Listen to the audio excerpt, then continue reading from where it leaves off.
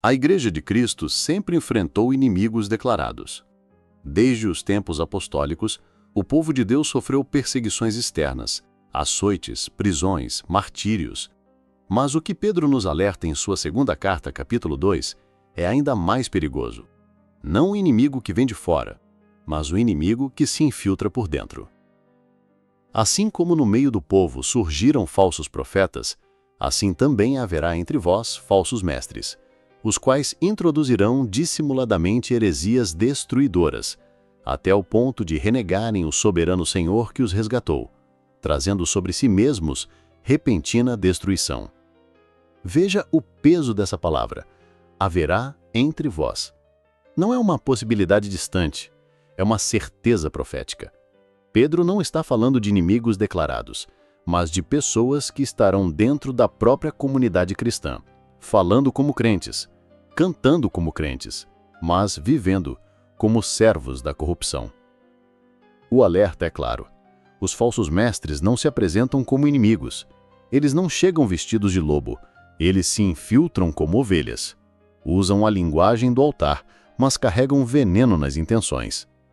Suas palavras são suaves, mas suas motivações são destrutivas. Jesus havia advertido em Mateus 7,15: acautelai-vos dos falsos profetas, que vêm até vós vestidos como ovelhas, mas interiormente são lobos devoradores. Pedro apenas confirma essa palavra. Eles virão, eles se infiltrarão, e muitos serão arrastados pelas suas mentiras. E aqui está a primeira marca do falso mestre. Ele não nega diretamente a Deus, ele nega ao Senhor que o resgatou. Ele professa fé com a boca, mas renega com a vida. Ele canta, Tu és Senhor, mas vive como se fosse dono de si mesmo. Ele prega sobre graça, mas a usa como licença para pecar. Esse é o pecado que muitos tentam esconder. O pecado da duplicidade. O pecado de falar de Jesus no domingo e viver como o mundo na segunda. O pecado de vestir a capa da religiosidade enquanto o coração corre atrás da ganância. Pedro não poupa palavras, e muitos seguirão as suas práticas libertinas, e por causa deles será difamado o caminho da verdade. Não são poucos, são muitos. Uma multidão será seduzida pela falsa liberdade. Uma geração inteira confundirá evangelho com permissividade. O caminho da verdade será difamado por causa do comportamento daqueles que deveriam ser exemplo. E não é isso que já vemos? Quantos escândalos mancham o nome de Cristo, não por causa de perseguição do mundo, mas por causa de pecados ocultos dentro da própria igreja? Quantos líderes vendem bênçãos como mercadoria? Quantos transformam o púlpito em palco para suas próprias ambições? Quantos falam em nome de Jesus, mas vivem escravos do dinheiro, do poder, da sensualidade? Pedro já havia descrito tudo isso com precisão profética. E aqui está o chamado: discernir, vigiar, acordar. Porque o pecado que muitos tentam esconder ainda está diante dos olhos de Deus. Nada passa despercebido ao Senhor. O juízo dele não começa no mundo, mas na casa de Deus. Por isso, desperta, igreja. Não se conforme com palavras doces que embalam o sono espiritual. Não aceite atalhos que evitam a cruz. Não negocie a santidade.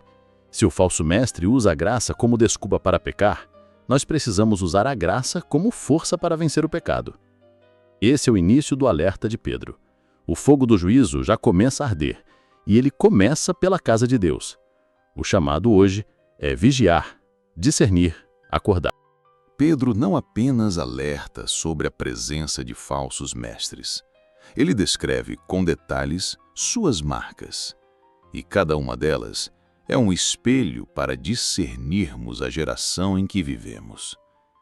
Ele escreve: também, movidos por ganância, com palavras fingidas, eles farão de vós negócio.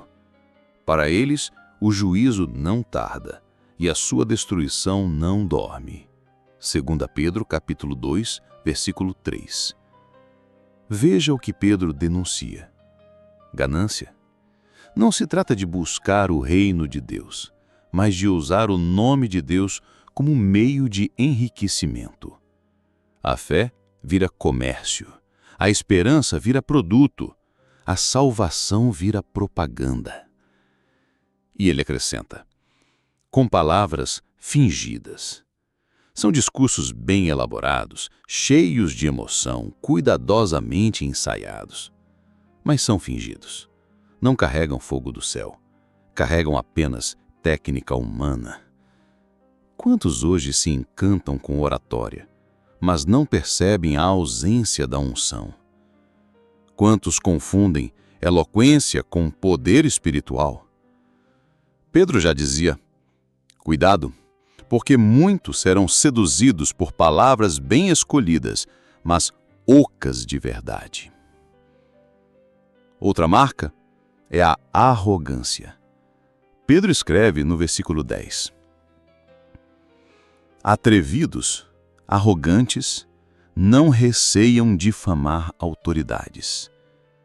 O falso mestre não se submete, ele se coloca acima de todos, fala mal de autoridades espirituais, despreza correção, zomba da ordem estabelecida por Deus.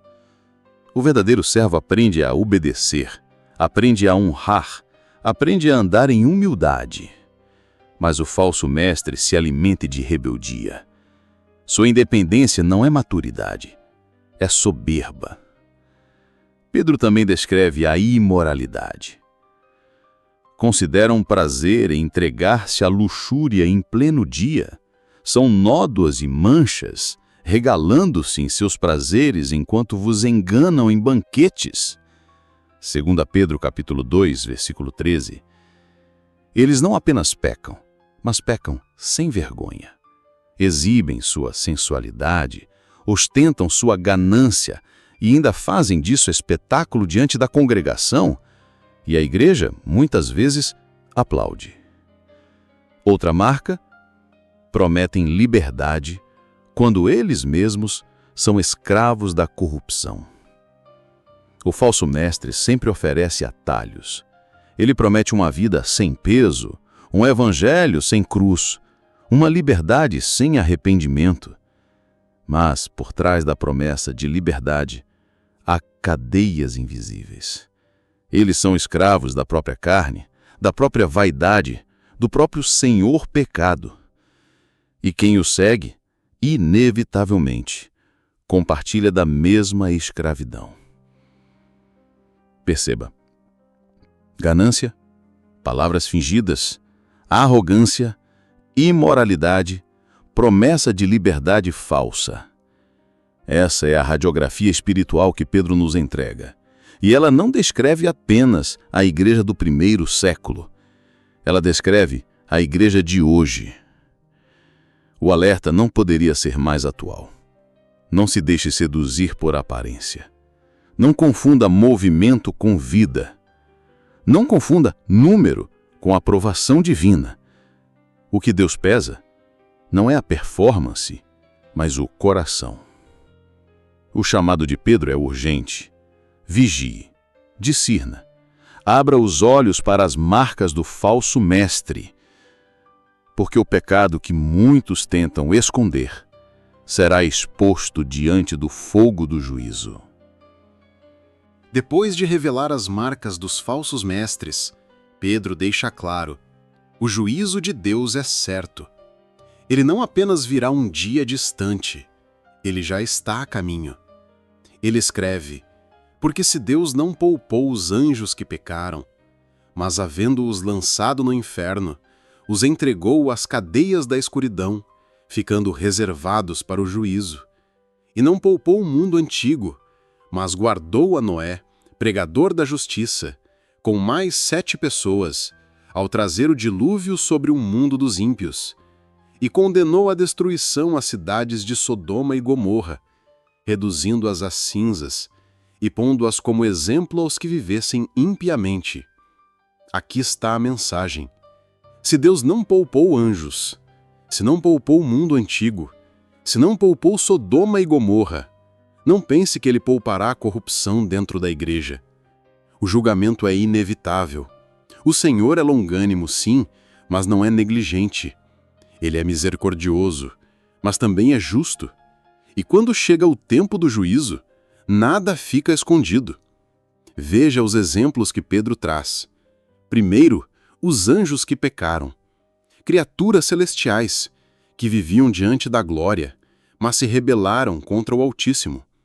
Se Deus não poupou seres tão exaltados, por que pouparia homens arrogantes que brincam com a sua santidade? Depois, o mundo antigo.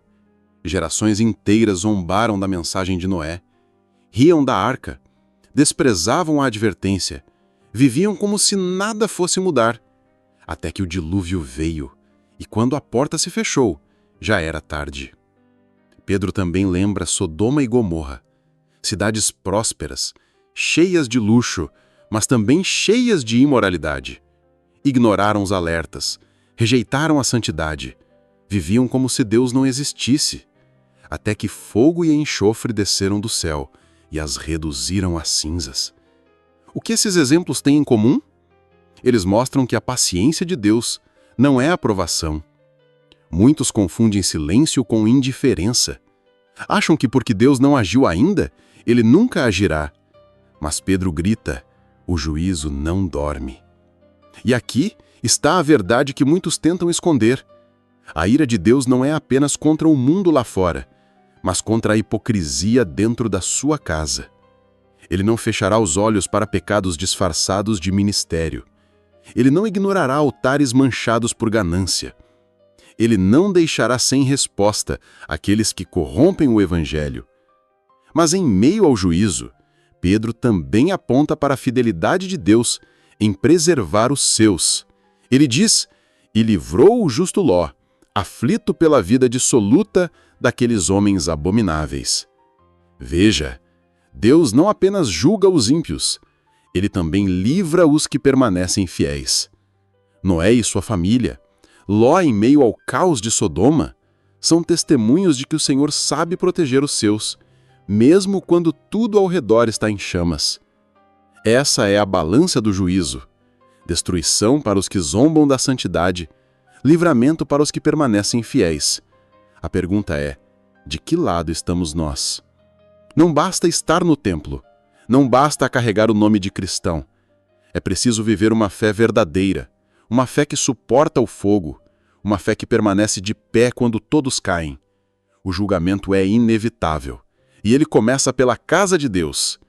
A hora de a despertar é agora, a hora de arrepender-se é hoje. Não deixe para amanhã o arrependimento que pode salvar sua alma hoje. Se Pedro descreveu com clareza os falsos mestres do primeiro século, o que ele escreveria hoje ao olhar para a igreja moderna? Provavelmente as mesmas palavras ecoariam: ganância, arrogância, imoralidade, palavras fingidas. Vivemos dias em que o pecado não desapareceu, apenas mudou de nome. O adultério se chama fase, a fornicação virou experiência, a rebeldia foi rebatizada de autenticidade, mas diante de Deus continua sendo pecado. Pedro denuncia os que prometem liberdade, mas são escravos da corrupção. Não é isso que vemos? Mensagens que exaltam o eu, mas não falam da cruz. Pregações que inflam o ego, mas não quebram o coração. Igrejas cheias de pessoas motivadas, mas não regeneradas. A ilusão é perigosa. Muitos confundem movimento com vida, barulho com presença, emoção com unção. Mas Pedro lembra, o caminho da verdade será difamado. Quando líderes escondem o pecado e transformam a fé em comércio, o Evangelho perde credibilidade diante do mundo. O nome de Cristo é blasfemado, não por causa dos ímpios, mas por causa da hipocrisia dos que se dizem crentes. Essa é a realidade que muitos querem esconder. A corrupção dentro da casa de Deus é mais destrutiva do que a perseguição fora dela. Porque quando o mal vem de fora, a igreja se une, ora, resiste, mas quando o mal se infiltra por dentro, ele corrói silenciosamente até que o coração se acostume com a mornidão. O evangelho diluído é a maior arma do inferno. Ele promete bênçãos sem arrependimento, céu sem cruz, vida nova sem novo nascimento. Mas esse evangelho não salva, ele embala, anestesia, adormece. Ele cria gerações que se dizem cristãs, mas que vivem como se Cristo nunca tivesse morrido. Pedro descreve esses falsos mestres como fontes sem água, nuvens impelidas por ventos. Para eles está reservada a escuridão das trevas. São cheios de promessa, mas vazios de substância. Parecem profundos, mas não passam de ilusão. E o risco é real. Muitos seguem esses mestres porque suas palavras massageiam o ego, mas não ferem o pecado. O povo prefere ouvir conforto do que correção. Mas a palavra de Pedro ecoa como espada. Se depois de terem escapado das contaminações do mundo, são outra vez envolvidos nelas e vencidos, tornou-se-lhes o último estado pior do que o primeiro. O evangelho moderno tenta esconder o pecado, mas Deus não fecha os olhos. Ele ainda chama ao arrependimento, ainda confronta a hipocrisia, ainda exige santidade. E se a igreja não despertar, o juízo começará exatamente no altar. O chamado de Pedro é radical. Não aceite o evangelho diluído, não siga mestres que prometem atalhos, não esconda o pecado debaixo do tapete da religiosidade. Volte ao arrependimento, volte à cruz, volte ao temor do Senhor. Em meio a tanto engano, Pedro não fala apenas de condenação. Ele lembra também da fidelidade de Deus em guardar os seus. Sabe o Senhor livrar da tentação os piedosos e reservar os injustos sob castigo para o dia do juízo. Essa é a balança da justiça divina. Juízo para os que persistem na corrupção.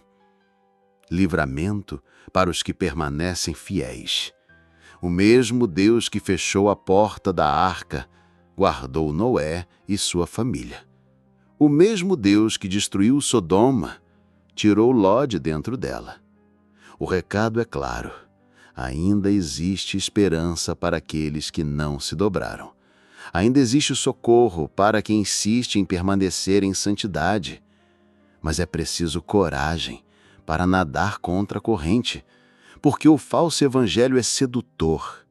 Ele oferece atalhos, promete facilidades, apresenta uma fé sem custo. Mas Pedro grita: essa não é a fé que salva. A verdadeira fé não foge da cruz, ela a abraça. A verdadeira fé não esconde o pecado, ela o confessa. A verdadeira fé não busca palmas, ela busca santidade. E aqui está a grande diferença entre falsa liberdade e verdadeira liberdade. Os falsos mestres prometem: seja livre para viver como quiser, Deus não se importa. Mas a verdadeira liberdade em Cristo não é licença para pecar, é poder para vencer o pecado. Jesus disse em João 8,32: conhecereis a verdade, e a verdade vos libertará. A liberdade do Evangelho não é ausência de limites, mas presença da verdade. Não é ausência de confronto, mas vitória sobre o engano. Quantos hoje vivem enganados, achando que são livres, mas continuam presos à pornografia, à mentira, à hipocrisia? Isso não é liberdade, é escravidão disfarçada. A verdadeira liberdade está em se render ao senhorio de Cristo. É obedecer mesmo que não entende. É permanecer fiel mesmo que dói. É levantar os olhos para o céu e dizer: Senhor, não a minha vontade, mas a tua. Esse é o chamado de Pedro. Ele não escreveu sua carta para entreter a igreja, mas para acordá-la. Não escreveu para encher auditórios, mas para salvar almas. E sua mensagem ecoa até hoje. Não esconda o pecado. Não siga falsos mestres. Não se deixe seduzir pela falsa liberdade. Há uma promessa para aqueles que resistirem. O Senhor sabe livrar os piedosos. E se você permanecer fiel, mesmo em meio ao caos, você vai ver a mão de Deus guardando sua vida até o fim.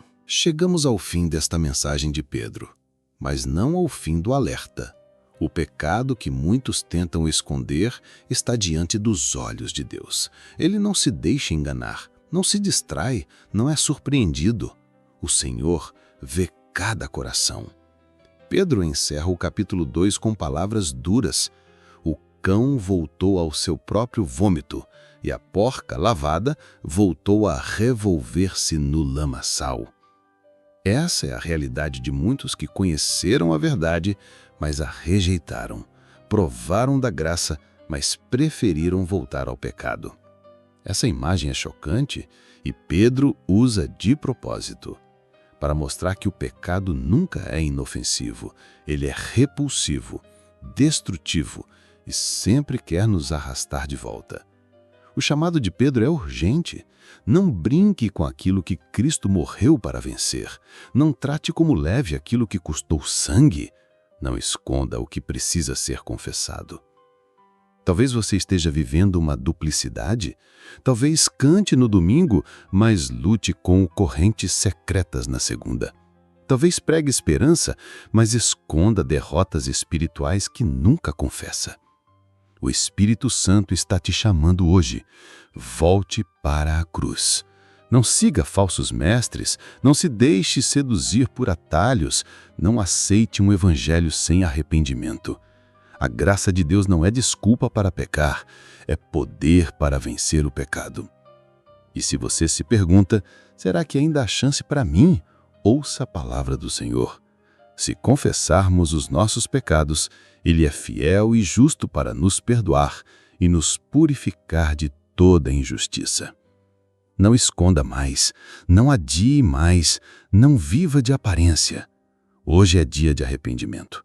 Hoje é dia de reconciliação. Hoje é dia de deixar que a luz exponha as trevas do coração. Porque o mesmo Deus que julga com justiça também perdoa com graça. O mesmo Deus que expõe o pecado também restaura o pecador. E Ele está te chamando agora.